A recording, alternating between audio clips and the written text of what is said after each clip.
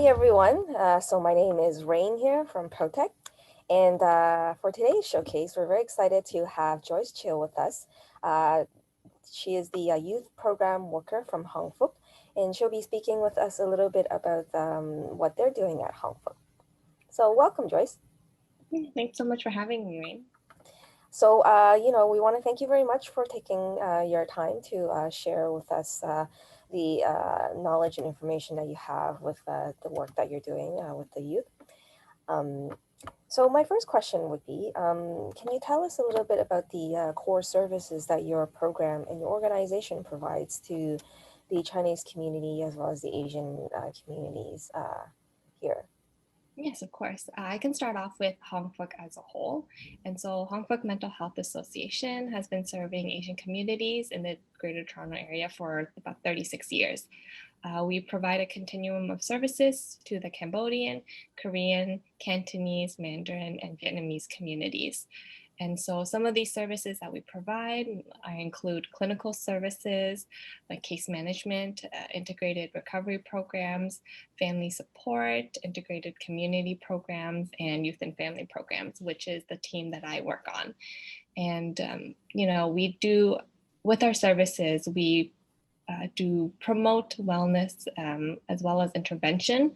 And so we work on a framework where individuals can actually enter any of our programs from different entry points, right, from our services. So whether they start off with a case management or they join some of our family groups or programs in terms of promotion and prevention, or they start off with a youth who joins us, and then we actually get their parents involved as well. So there's different ways for communities or the individuals to get in touch with Hong Fook. For youth and family, it's very similar. It's kind of our own individual bubble where we also have clinical services, and we also have programs for youth and parents in different ways that build their resilience and raise awareness for mental health and build their social connections.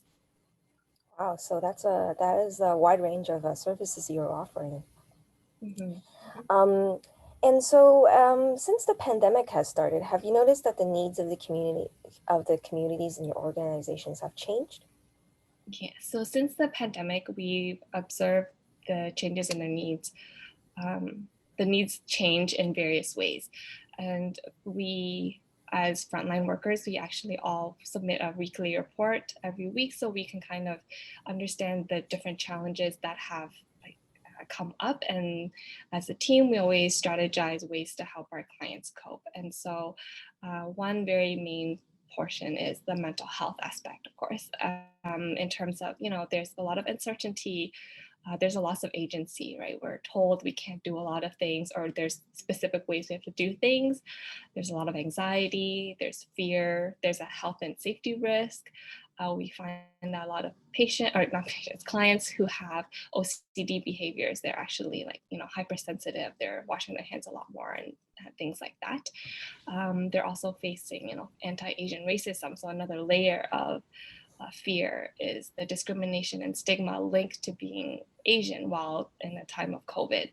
And so, just fear of going out and not necessarily just be a health risk. It's more so like a individual safety, and they don't want to be attacked and they feel people staring at them, you being yelled at. And so that extra fear is something that has, changed the way that our clients just interact or even behave. Because of COVID, there's accessibility. They can't go see their friends. There's no resources, accessibility to technology and equipment that has changed. A lot of them have loss of social network. They don't see their friends. I think especially with youth, they're stuck at home now, and they don't, the way that they see their friends is at school in person, and now they don't have that at all. And even though there is virtual school, they have all the technology, but it's a very different platform. And we're finding that they're still not used to taking initiative. Let's have a phone call now, or let's Skype or do some sort of video call. And so they do it more so through informal channels like gaming or talk on Discord, but there's no actual space for them to go deeper into maybe talking about what's bothering them. It's more superficial, everyday kind of conversations. And then, of course, when we're talking about living at home, there is like family conflict that can come up in terms of like hypersensitivity of the dynamics that have kind of already existed. So if you have families who have had challenges with communication, because now you're stuck at home, that either lack of communication or like that hyper sense of communication is bringing more conflict. And so if you have, members who are more authoritative versus some parents who are more passive, you see these roles really play out when you're talking about how do we handle or manage a COVID situation? Are we going to let our kid go out to school, go out see their friends? There's different ways of parenting, and so you're seeing a lot of these dynamics even within the kid and the parent. There's a lot of different dynamics that are coming up. So then, actually, you bring up a really good point, which I wanted to go further into then. With the youth, what types of youth are reaching out to you? Or is it that the family comes in and then you are able to be in connection with the youth as well? Or would the youth actually just come to you individually? One thing that I noticed since the pandemic is that youth are actually taking more initiative to join some of our programs. So before the pandemic, we really relied on parents referrals and like their motivation to help push them to join. And it's always like the first couple of sessions where they're like, I don't know if I want to do this, and then they end up getting like hooked, and then they want to continue. But because of the pandemic, I think maybe it's because there's such a lack of socialization. They just never talk to anyone. There's nothing to do, especially like in the spring when there's like um, school was still kind of figuring itself out, and so the school structure was a little bit like uncertain, and they just had nothing to do. And it worked out well for us because they really wanted to join, and so I got a lot of youth who were calling me, emailing me to join. And so there's I guess a balance now between those who are reaching out and still taking the initiative, and then I guess those who still need a little bit of push, we get that too. Wow, that's very interesting to know that there's more youth that are reaching out to you now. And I guess that could be an interesting and a more positive change. Um, do you find that your organization has to now adapt more to these changing needs? So Hongfook has changed in different ways. I think, of course, the most obvious is the medium in which we communicate and connect and support our clients. So since March, we've been working from home. And so we do a lot more phone calls. We meet them on Zoom if it's not like a confidential, too confidential of a meeting, or if it's like group work. And then, of course, we offer like OTN for the case management or more, again, more sensitive meetings. And so that in that platform, we've all had to adapt, and especially with youth, we found that it was an easy transition. They're already familiar with technology. They know how it works, or like they're just, they feel more comfortable using it. With adults, it can be just about giving them access. So those who don't have phones, or those who don't have a computer or any kind of device to join these programs or join services, we provide them with that medium. But of course, on I guess additional to that is the content and the way we talk to them, right? They're for staff, like because we've been working from home, we have a better understanding of clients' experience of like loneliness and social isolation, especially those who might have, experienced this even before COVID. If they don't go out because of their symptoms or whatever it may be, there's a deeper empathy for, their sense, like what they go through, and even how to provide support in the same effectiveness, and how to bring hope to these clients. All of our frontline workers have kind of adapted the way in which we communicate with them, or the conversations that we have. A lot of clients come to us with a lot of fear, with a lot of anxiety. And so how do we balance, empathy with fact checking and making sure that they're not, I guess, spiraling into this like fear of watching the news every single like day, like for every hour, and like coming up with all of these like negative emotions. And so it's a balance between and that. And so finding strategies to new strategies to cope with these new anxieties that are coming up. Mm-hmm. And what's the youngest age range that you serve? For youth, we work up into from age 12 to 25. I see. Okay. Mm.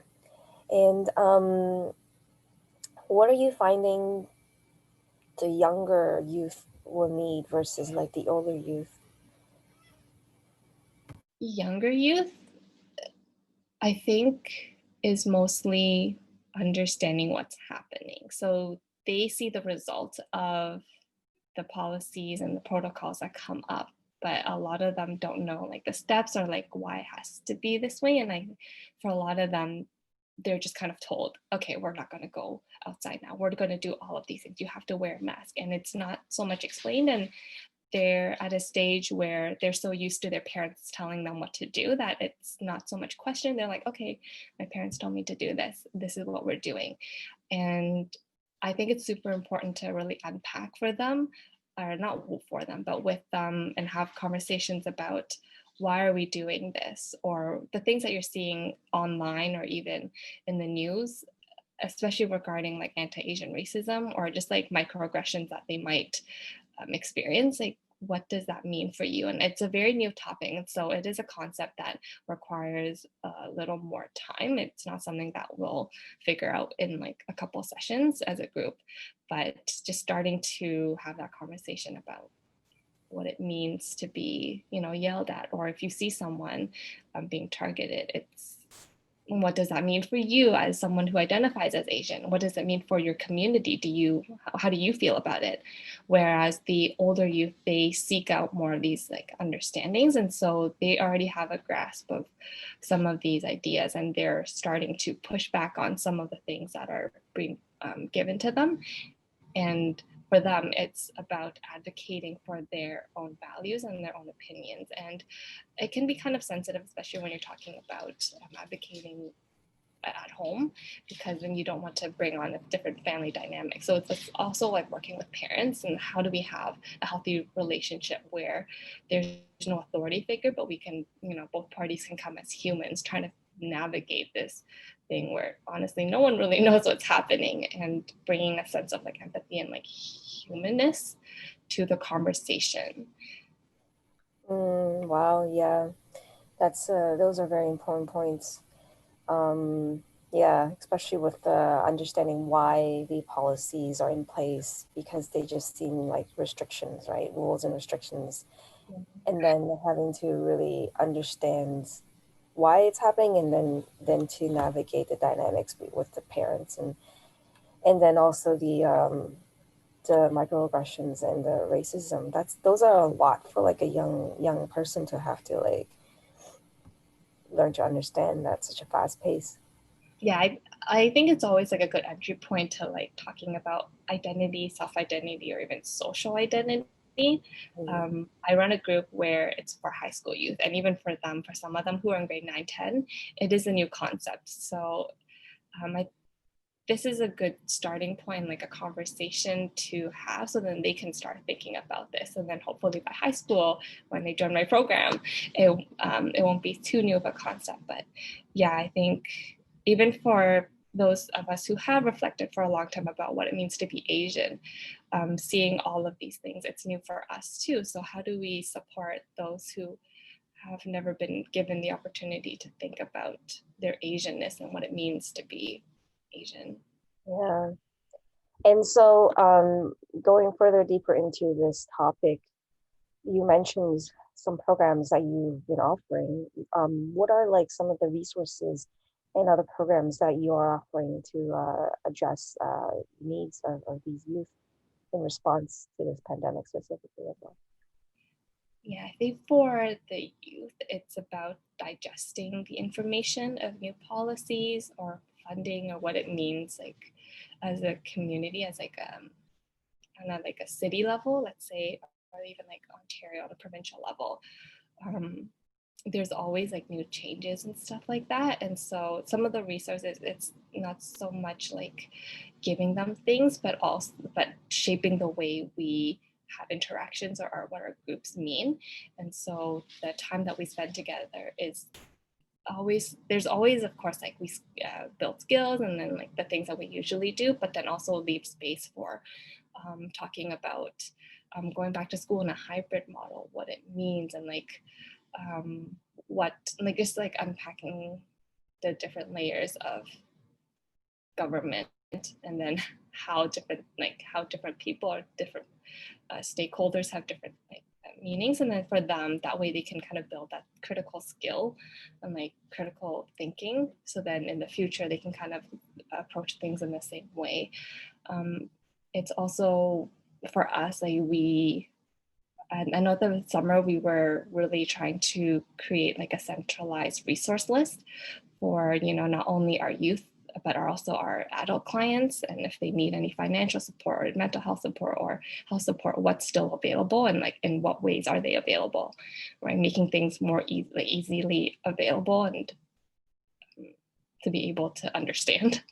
um, yeah, and then to deliver things if it's needed, right? If they need supplies, whether it's for program and stuff like that. I think for youth, it's just so much more of bringing things to them as opposed to asking them to come to us.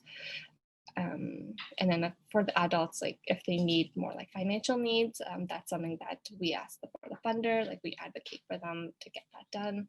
But then also like if they need household supplies or groceries and stuff like that, and supporting them in that way. Wow, that's a lot of work, sounds like. Um, so now that we are in the second wave, and with this winter coming, what do you see are some of the emerging challenges that we'll need to work with the communities and address some of these? I think when we're trying to anticipate what the needs are, for me, it's a lot like what am I feeling too, right? I think for the general population, with our clients, even for us, it's the, of course, like winter is already hard enough. It gets dark, it's cold, like it's already a hard enough season, but especially for those who might be like particularly affected with certain symptoms. And so of course we have to be more aware of that. But then with the second wave, it's like we had a little bit of hope that things were getting better, and then it was kind of taken away from us, and then we're going back to stage one pretty much. And so what does that mean? Like all of our work, our collective work, it wasn't working, and now we have to go back. And so all of these rules are reinforced, and we're feeling a little bit more isolated, more restricted in a lot of things that we do. And so um, how do we not only talk to clients about what it means, like how do we convince people to follow these rules and not be, you know, I don't know what the word is, to be resentful of what's happening, but understanding that this is the reality, but then at the same time instilling hope that this will pass, even though we can't even promise, we don't, no one knows when it will happen. So it's a little bit difficult in the sense of we don't know when it will happen. I can't tell you. So how do you believe me? It's bringing forth also like a sense of humanness. I'm also with you, maybe not on the same experience, but as a collective humanity, like we're all trying to figure it out. And so um, bring that connection with the clients. I think for us, we're just preparing to assess risk more closely. And so when we're even working with programs or with individual clients, is being more attuned to things that they might say or behaviors, and then just checking them on them more regularly, whether it's like finding ways to meet up with them like in a very safe way, if it's in their apartment lobby or something like that, just so they can have some face-to-face dialogue. And then also just continue that platform and space for conversation and encourage them to have daily conversation, not only with us, but with other people, and like creating schedule that they can kind of look forward to as we kind of get into the second wave. Mm-hmm. And in terms of working with other organizations and other groups, do you find that you're working more with other organizations and other groups? For sure. I think the pandemic has allowed us to reach out to new organizations that are, that have come up since the pandemic, but also like our existing partners. And so for the youth specifically, we have partnered with different other youth organizations, and we create like a series of workshops or a series of events that can focus on the challenges of COVID. I worked with IYC, which is the Immigrant Youth Center that's in Markham. And so we provided 6 workshops, all with different intentions of targeting different things of COVID, like school stress or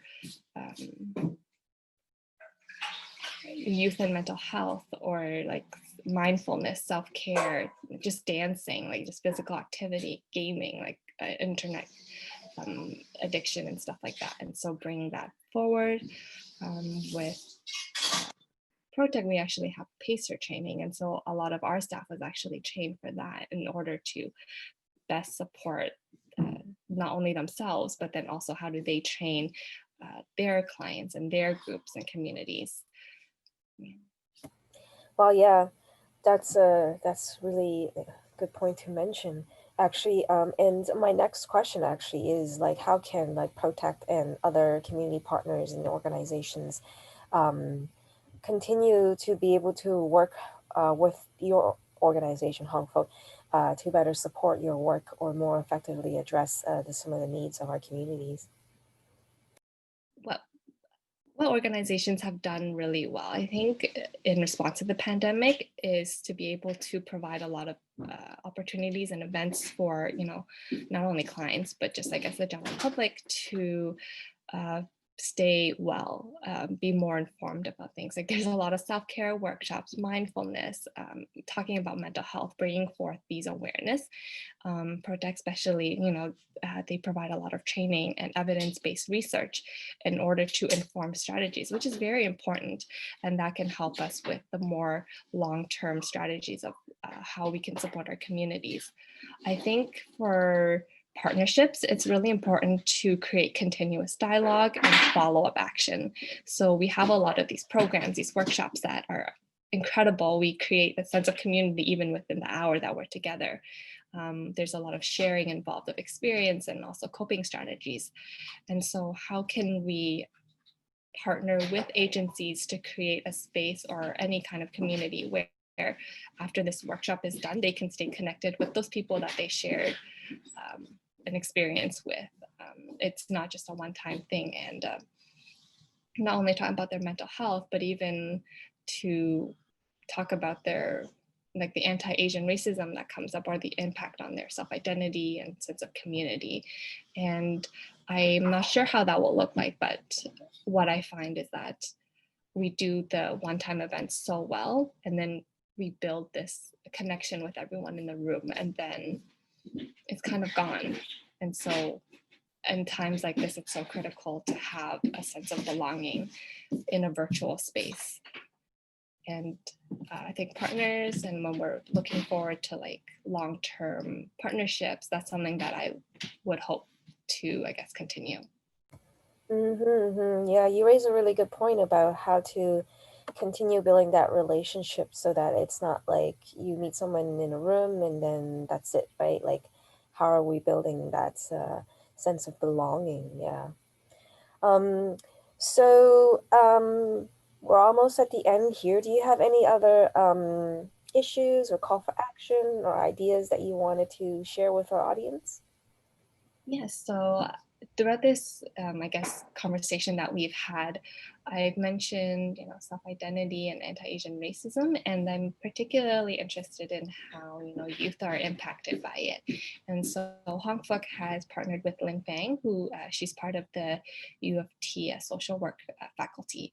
And so we launched a project called My Script, My Voice. And so it is a project for youth who are 12 to 25 in the Greater Toronto Area. This is all virtual, and so it's actually on our Instagram. So I encourage everyone to follow us on HF Youth Fam. But the intention of the project is to understand how the pandemic has impacted youth and their mental health, their coping strategies, and more than that, how they understand anti-Asian racism and the impact of them. And so using a storytelling narrative, we hope that youth can submit one story with a caption, like one picture with a caption, and telling us how their lives have changed pretty much because of the pandemic, whether it's a good thing or a bad thing. And then we hope to expand youth narrative of the pandemic. And that way, when we talk about, again, we're talking about long-term strategies, how can we focus on the challenges that youth have experienced that they're sharing through these stories? Wow, it's a very amazing project. I look forward to seeing more of that. And so, since we've talked so much about some of the work that you do, how can the audience and the rest of the public get in touch with you and be more involved? So for the Hong Fook mainline, because we have so many services, and our mainline is through phone call, you can call us at 416-493-4242, and then it will lead you to the different departments.